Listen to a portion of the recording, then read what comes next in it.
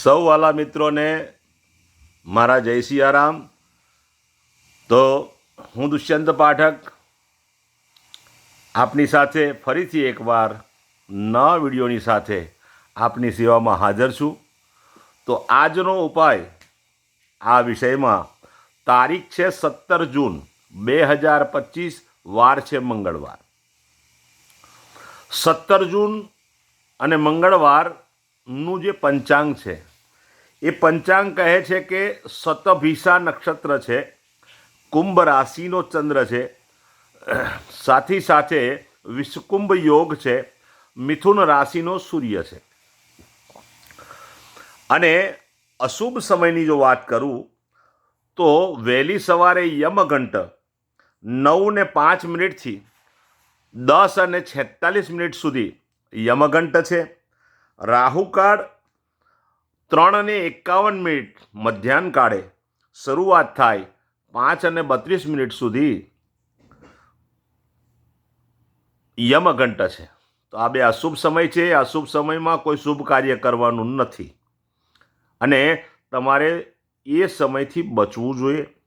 કોઈ શુભ કાર્ય કરવાની ઈચ્છા હોય, સારું કાર્ય કરવાની ઈચ્છા હોય તો કોઈ સારું મુહૂર્ત લઈ લેજો, અથવા ઉત્તમ અભિજીત મુહૂર્ત 12:01 થી 12:52 સુધી એ ઉત્તમ અભિજીત મુહૂર્ત છે, તેમાં પણ કોઈ શુભ કાર્ય કરી શકો.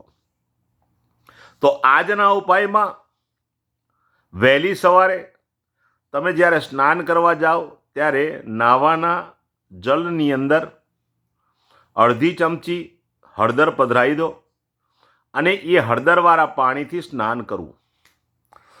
હળદર આયુર્વેદની દ્રષ્ટિએ પણ હળદર એ ઉત્તમ છે ને હળદરનો ઉપયોગ કરશો તો ચર્મરોગ જો થતા હશે તો અટકી જશે. તો હળદર એ ઉત્તમ છે. તો નાવાના જલમાં અડધી ચમચી હળદર લેવાની છે, એ પાણીથી નાહવાનું. ત્યાર પછી શુદ્ધ પાણીથી તમે નહીં શકો.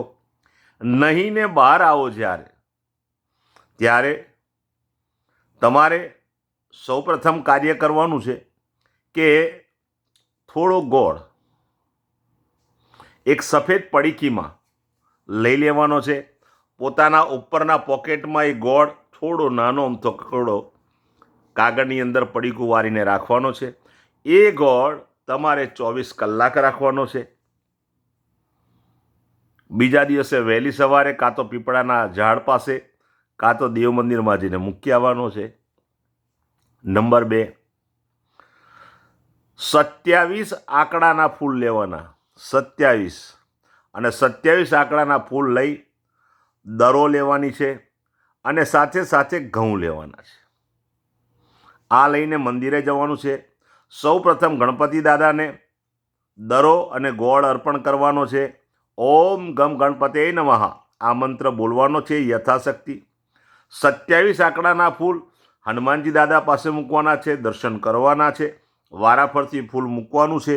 ઓમ હનુમતે નમઃ આ મંત્ર બોલવાનો છે અને દર્શન કરી પરત ફરવાનું છે. અને સાયંકાળે એક હનુમાન ચાલીસા, કાગભૂષણજી રામાયણજીનો પાઠ શ્રી હનુમાનજી દાદાને અર્પણ કરવાનો છે.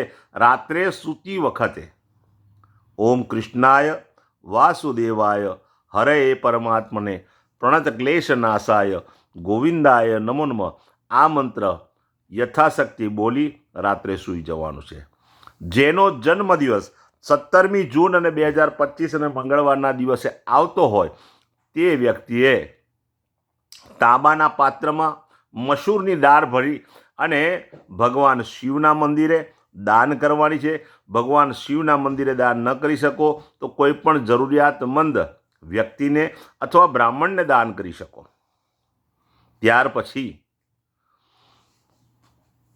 જે વ્યક્તિની મેરેજ એનિવર્સરી છે તેમને પણ પોતાના ઈષ્ટદેવ, પોતાના કુળદેવતાનું નામ દઈને મીઠાઈ લેવાની છે અને તે મીઠાઈ નાના બાળકોમાં વહેંચવાની છે. આ પ્રમાણે 17મી જૂન 2025નો તમે ઉપાય કરશો, બહુ જ સારું પરિણામ આખા વર્ષ દરમિયાન મળશે.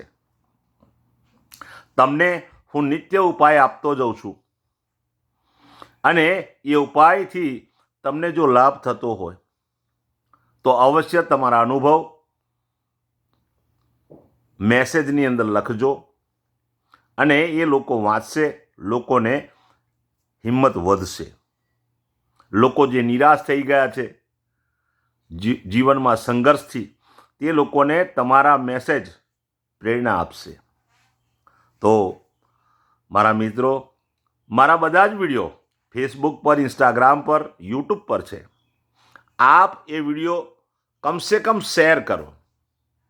હું એમ નહીં કહું કે ભાઈ તમે સબસ્ક્રાઈબ કરો ને પરિવાર મોટો કરો. ના, સબસ્ક્રાઈબ કરવા હોય તો કરી શકો છો, કારણ કે નિત્ય જ્યારે જ્યારે હું વિડીયો મૂકું એ તમારા મોબાઈલ પર તરત જ દેખાય. એટલા માટે તમે સબસ્ક્રાઈબ કરી શકો છો ચેનલને. હું ના નથી કહેતો, બહુ વિનમ્ર ભાવે કહું છું.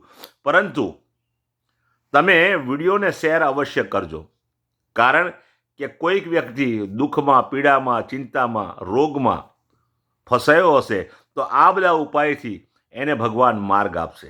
કારણ કે આ કોઈ અંધશ્રદ્ધાની વાતો નથી. મેં 30 વર્ષ સુધી લોકોને જે ઉપાયો આપ્યા છે, તે જ આ ઉપાયો હું તમને લોકોને આપું છું જાહેરમાં. અને એમાં કોઈ પણ જાતનો ખર્ચો નથી. સામાન્ય ખર્ચની અંદર આ ઉપાય થતા હોય છે. ફળ આપનાર કોણ છે? ઈશ્વર. કર્મ તમારે કરવાનું છે, પણ તમારા કર્મનું પૂરેપૂરું ફળ મળશે ક્યારે? જ્યારે આ ઉપાય કરશો અને ભગવાનની કૃપા થશે. તો નવા વિડીયોમાં ફરીથી મળીશું. આપ સૌને મારા જય જય સિયારામ.